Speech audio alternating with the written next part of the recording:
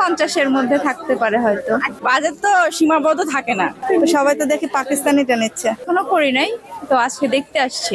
ইচ্ছে তো অনেক কিছুই আছে, দেখা যাক কি কি পছন্দ হয়। শাড়ি, পাঞ্জাবি, থ্রি পিস, এই ইত্যাদি ইত্যাদি গয়না পছন্দ হলে ওটার উপর ডিপেন্ড করবে কত আসলে 50-এর মধ্যে থাকতে পারে হয়তো।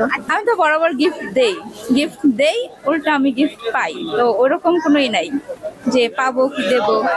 ঈদ কেনাকাটা শুরু হয়ে গেছে অলরেডি আজকে থেকে। আর আমার বাসা কুষ্টিয়াতে, আমি কুষ্টিয়া থেকে এসেছি। কুষ্টিয়ায় বেশ কেনাকাটা হয়ে গেছে, বাদ বাকি বাচ্চাদের জন্য আর ফ্যামিলি মেম্বারের জন্য এবং আদার্স আরো অনেকের জন্য কেনাকাটা করতে এসেছি।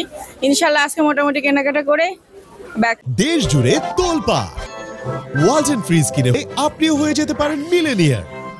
বাজেট তো সীমাবদ্ধ থাকে না, বুঝতে পারছেন। বাজেট তো আমি যদি অল্প কিছু করি সেটা ঈদের বাজারটা একটু বেশি হয় সব সময়। হয়তো 10 করছি, সেখানে আরো বাড়বে, 5 বেশি বাড়বে এরকমটা। তো এখন সীমাবদ্ধ আকারে বলা যায় না। গিফট দিতেও ভালো লাগে, গিফট পেতেও ভালো লাগে। আমি দিয়েছি, প্লাস অবশ্যই পাবো আশা করছি। সবাই তো দেখি পাকিস্তানিটা নিচ্ছে। কোনো নির্ধারিত কোনো বাজেট নাই, দেখি কতর ভিতরে ছেলে মেয়ে সবাই তো আছে, শ্বশুর শাশুড়ি, তাও তো 20,000 টাকার মতো হবে।